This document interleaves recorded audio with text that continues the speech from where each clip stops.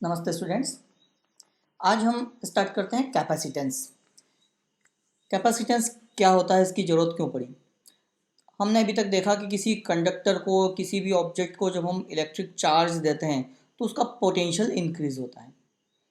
ठीक है, ये उसी तरह से है जिस तरह से किसी कंटेनर में हम वाटर भरते हैं ना, तो उसका लेवल इंक्रीज होता है। सिमिलरली चार्ज देने से पोटेंशियल इंक्रीज होगा।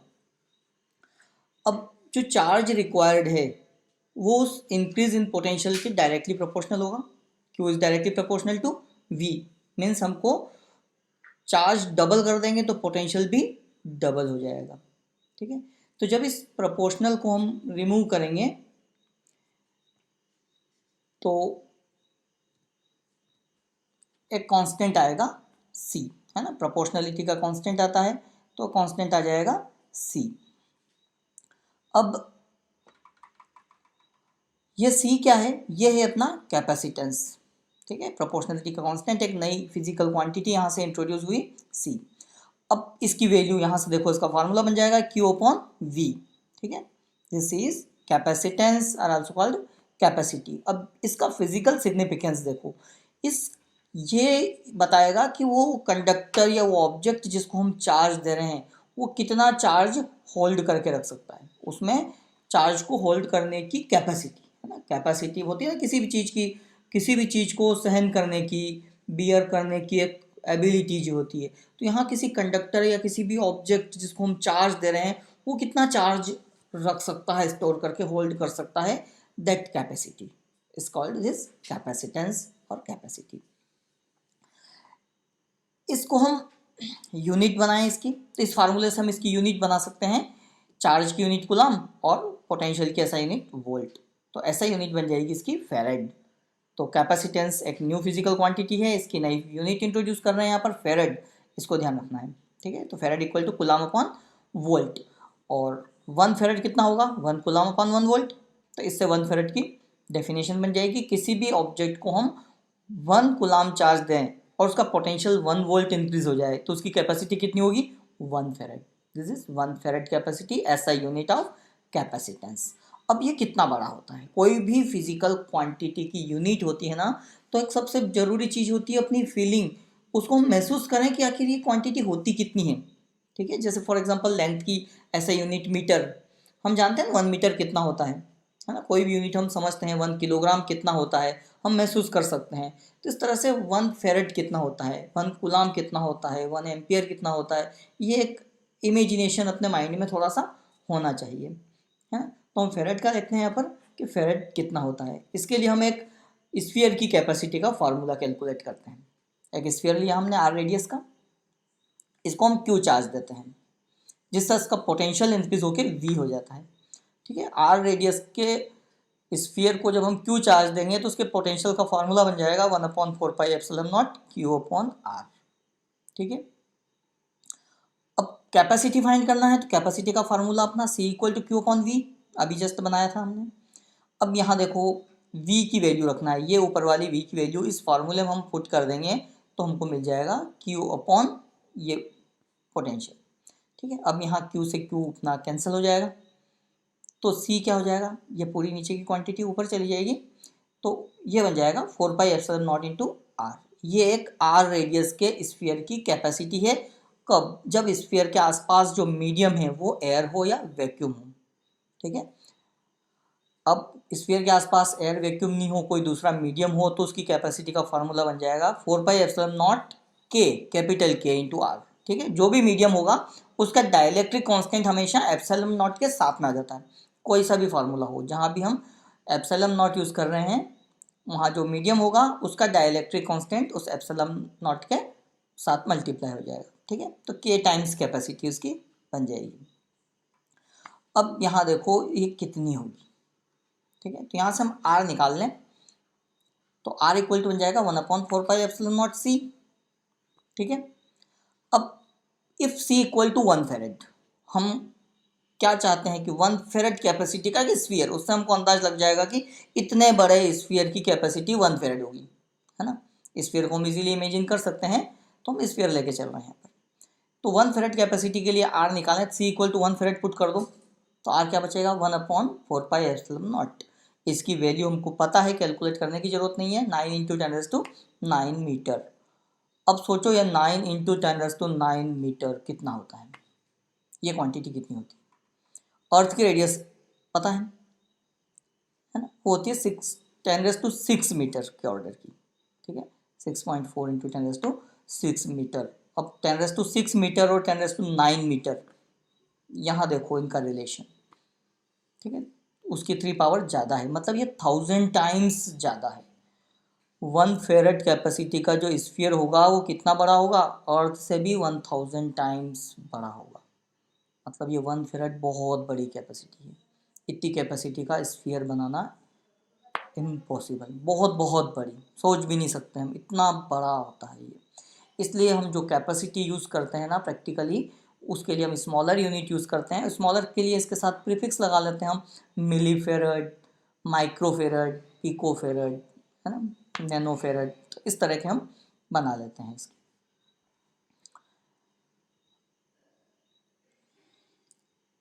तो है ना, ये 1000 टाइम्स अर्थ से हो जाएगी। अब हम देखते हैं कि जब कैपेसिटी, स्फीयर की साइज बढ़ाने से तो कोई फ़ायदा नहीं है, हम कितना भी बड़ा स्फीयर ले लें उसकी कैपेसिटी में बहुत ही कम चेंज होता है, उसमें कोई ज़्यादा चेंज होगा नहीं। इसलिए हम बनाते हैं कैपेसिटर।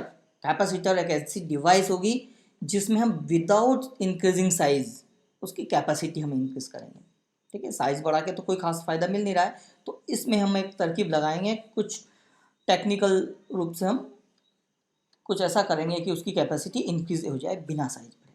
जैसे हम इसी को एक एग्जांपल उससे समझें वाटर लेवल से, कि कंटेनर में हमने वाटर भरा और वो फुल हो गया, उसके बाद और भरेंगे तो क्या होगा, धुल जाएगा, है ना। सिमिलरली यहाँ पर भी कैपेसिटी बहुत कम है, हमने एक स्फीयर को चार्ज दिया, हम थोड़ा सा चार्ज दे पाए और उसकी कैपेसिटी इतनी, उसका पोटेंशियल इतना फुल हो गया, लेवल फुल हो गया कि अब हम उसको और ज़्यादा चार्ज नहीं दे पा रहे हैं। क्यों नहीं दे पा रहे हैं, देंगे तो क्या होगा, है ना। जैसे वाटर धुल जाता है तो चार्ज का क्या होगा, यहाँ पर हम उसको और चार्ज देना चाहें तो यहाँ क्या होगा, हम चार्ज बढ़ता जाएगा तो उसके आसपास, उसकी सरफेस के पास में, जस्ट पास में इलेक्ट्रिक फील्ड बढ़ता जाएगा, है ना। इलेक्ट्रिक फील्ड बढ़ेगा तो उसके आसपास जो एयर मॉलिक्यूल्स हैं उन पर, मान लो हमने पॉजिटिव चार्ज दिया, है ना, तो उन एयर मॉलिक्यूल के अंदर जो इलेक्ट्रॉन है उन पर अट्रैक्शन बढ़ेगा उसका, और उन इलेक्ट्रॉन्स को वो खींच लेगा, ठीक है। एक लिमिट से ज़्यादा हो जाएगा तो एयर कंडक्ट करने लगेगी, एयर का डाई इलेक्ट्रिक स्ट्रेंथ हमने कंसेप्ट डिस्कस किया था पिछले वीडियो में, ठीक है।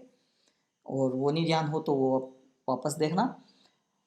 तो एयर की डाइलेक्ट्रिक स्ट्रेंथ क्रॉस हो जाएगी, इतना फील्ड हो जाएगा, कब, जब उसकी कैपेसिटी फुल हो जाएगी, पोटेंशियल इतना ज़्यादा हो जाएगा, तो एयर कंडक्ट करने लग जाएगी। कंडक्ट कैसे करेगी, इसको वापस से बारीकी से समझें कि उसके एयर के मॉलिक्यूल्स में से जब वो इलेक्ट्रॉन अट्रैक्ट कर लेगा, तो एक मॉलिक्यूल में से सपोज 1 या 2 इलेक्ट्रॉन निकले, तो मॉलिक्यूल क्या हो गया, एक पॉजिटिव चार्ज हो गया, ठीक है। अब पॉजिटिव चार्ज उस पॉजिटिव चार्ज स्फीयर से रिपल होके दूर भागेगा, और वो दूर जाएगा, उसके स्पेस करने के लिए दूसरे मॉलिक्यूल आ जाएंगे, फिर उनमें से भी ऐसे ही होगा।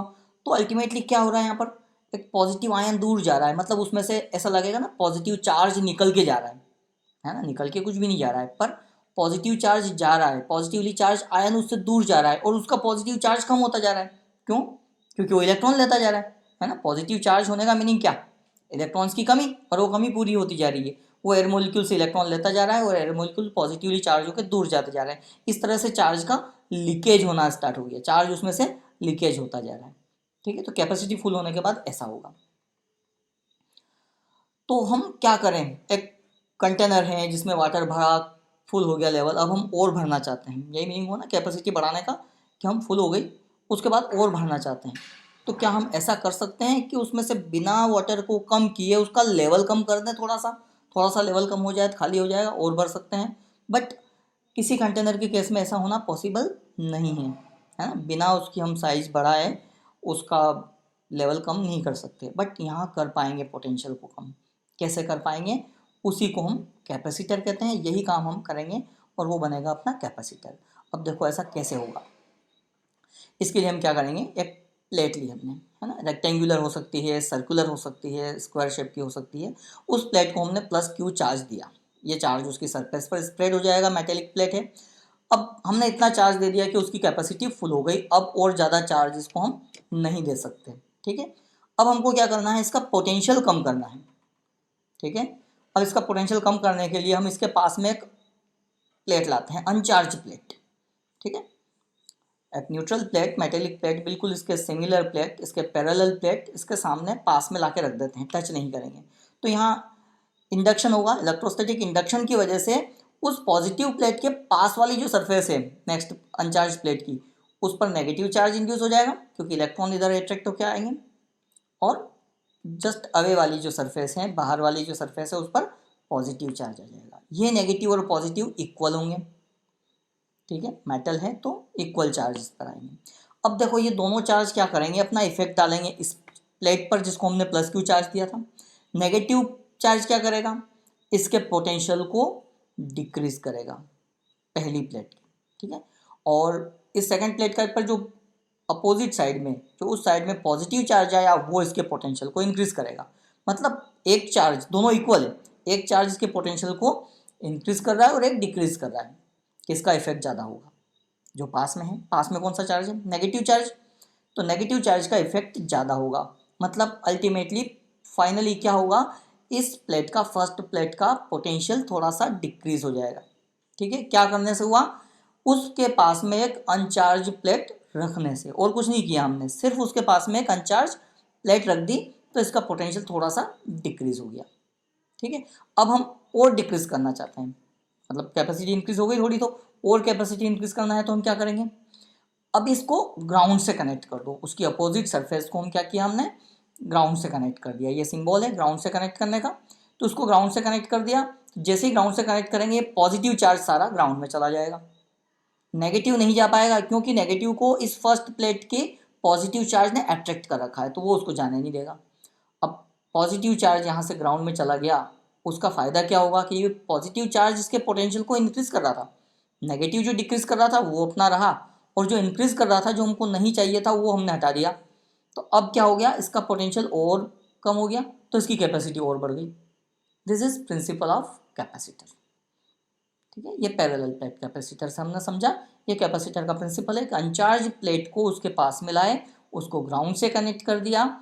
ऐसा करने से इस प्लेट का पोटेंशियल और कम हो गया, मीन्स कैपेसिटी इंक्रीज हो गई। तो इस तरह से हम कैपेसिटर बना सकते हैं। अब ये कैपेसिटर सिर्फ पैरेलल प्लेट ही नहीं होते हैं, अलग अलग टाइप के होते हैं। यहाँ पैरेलल प्लेट कैपेसिटर देख रहे हैं, इसके दोनों प्लेट्स के बीच में देखो ये स्ट्रॉन्ग इलेक्ट्रिक फील्ड होगा, पॉजिटिव से नेगेटिव की तरफ इसकी डायरेक्शन होगी, और एक इलेक्ट्रिक फील्ड दोनों प्लेट के बीच में सेटअप हो जाएगा। इसको हम ऐसे देखें, ये पैरेलल प्लेट कैपेसिटर है। ठीक है, उन दोनों प्लेट्स के बीच की डिस्टेंस दी है, इस प्लेट को प्लस क्यू चार्ज दिया, उस पर माइनस क्यू चार्ज इंड्यूस होगा, दोनों के बीच में एक इलेक्ट्रिक फील्ड होगा, यूनिफॉर्म होगा। इक्विडिस्टेंट पैरेलल लाइन, ये इक्विडिस्टेंट पैरेलल लाइन क्या बता रहा है, यूनिफॉर्म इलेक्ट्रिक फील्ड।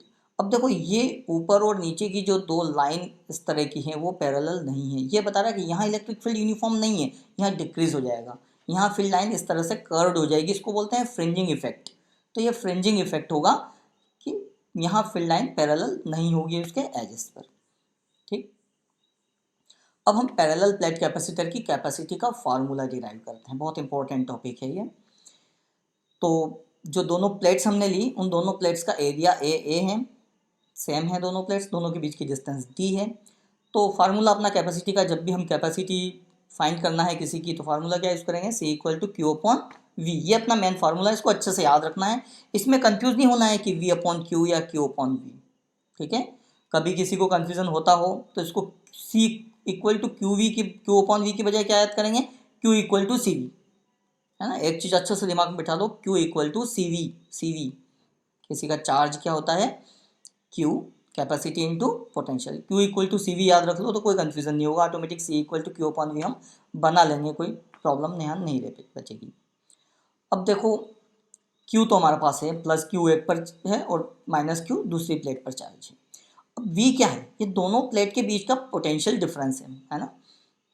ये जो प्लेट हमने ग्राउंड कर रखी है उसका पोटेंशियल तो होगा जीरो, ठीक है, क्योंकि हम कन्वेंशनली अर्थ का पोटेंशियल जीरो कंसिडर कर लेते हैं, है ना। हालांकि पोटेंशियल जैसी कोई चीज़ का सिग्निफिकेंस नहीं होता है, ये मैं पहले बता चुका हूँ, पोटेंशियल डिफरेंस इंपॉर्टेंट होता है।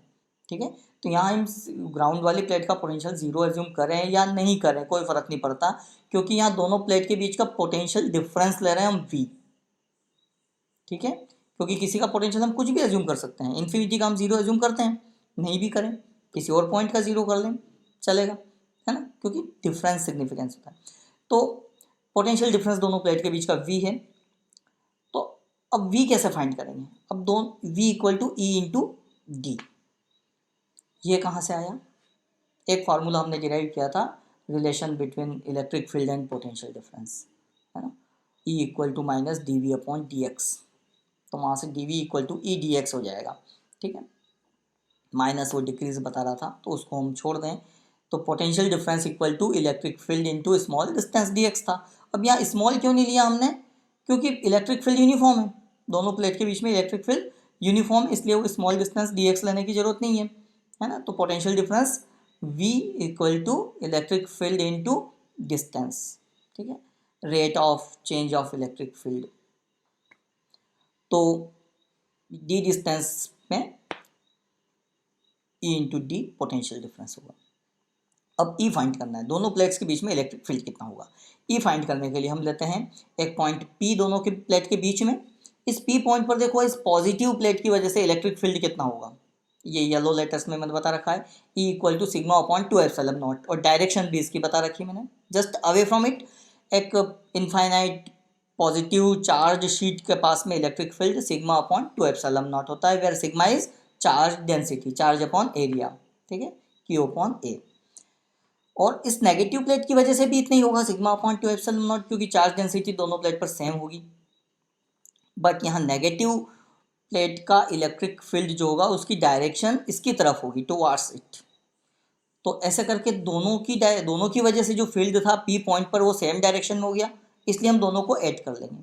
यहाँ प्लस सिग्मा और माइनस सिग्मा नहीं लिखा है क्योंकि हम इलेक्ट्रिक फील्ड का मैग्नीट्यूड ले रहे हैं, मैग्नीट्यूड कभी नेगेटिव नहीं होता है। तो E equal to sigma upon 2 epsilon naught plus sigma upon 2 epsilon naught. ये बात क्लियर है कि दोनों की वजह से पॉजिटिव और नेगेटिव चार्ज दोनों के फील्ड का मैग्नीट्यूड वही है, सिग्मा अपॉन 2 एप्सिलॉन नॉट, और सेम डायरेक्शन में है, इसलिए दोनों को ऐड कर लेंगे। तो ये बन जाएगा 2 सिग्मा अपॉन 2 एप्सिलॉन नॉट, 2 से 2 कैंसिल, और सिग्मा अपॉन एप्सिलॉन नॉट।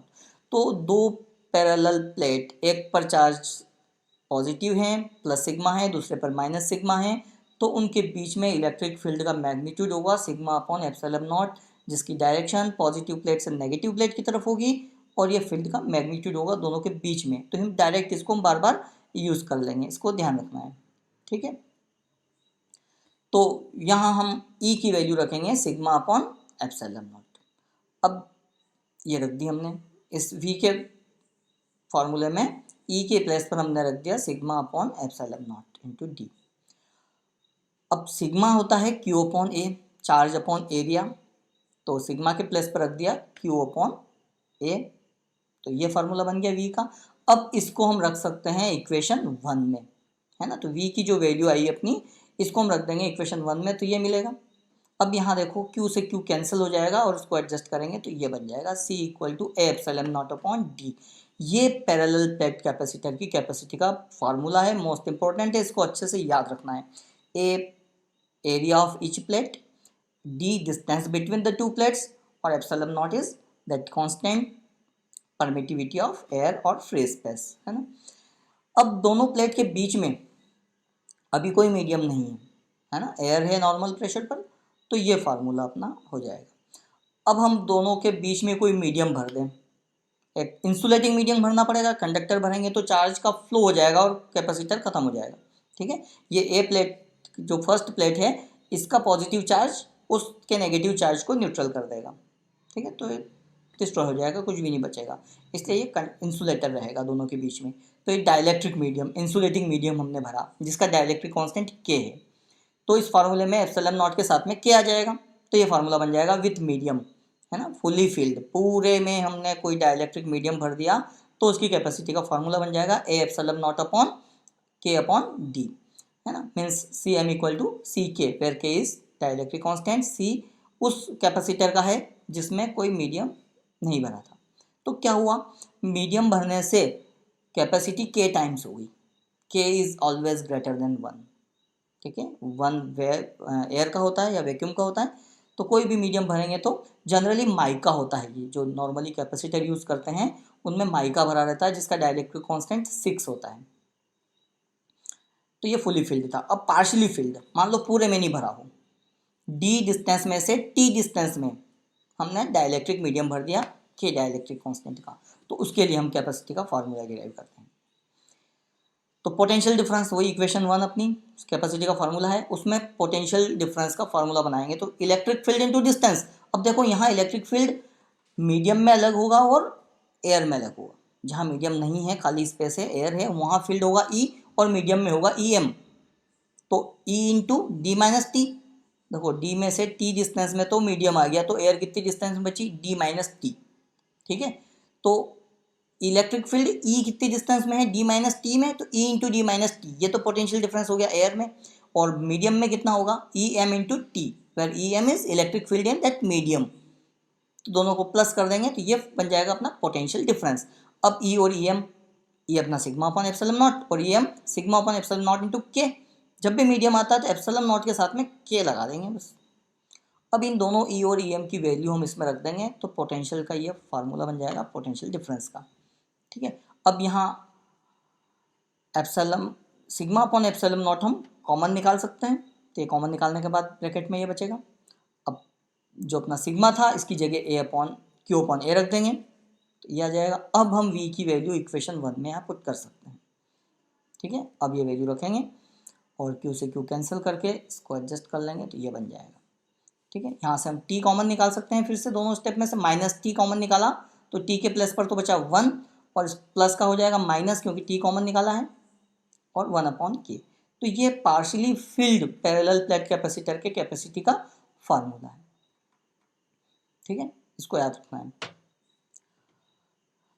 ये जो टॉपिक हमने किया इस पर बेस्ड एग्जाम्पल्स हैं ये, है ना, कुछ एग्जाम्पल 2.8 और एक्सरसाइज के क्वेश्चन है ये, इनको ट्राई कर सकते हैं। आज का जो टॉपिक हमने किया इस पर बेस्ड है ना। अब यहाँ कैपेसिटर सबने देखा होगा, है ना। एक मैं बताता हूँ, अपने फैन में होता है कैपेसिटर, ये वाला, ये कैपेसिटर है। ठीक है, ये सिलिंड्रिकल कैपेसिटर है। ये दो टाइप कैपेसिटर दो टाइप के होते हैं, पोलर एंड नॉन पोलर। ठीक है, दो पैरेलल लाइन बना देते हैं, ये इसका सिंबल होता है।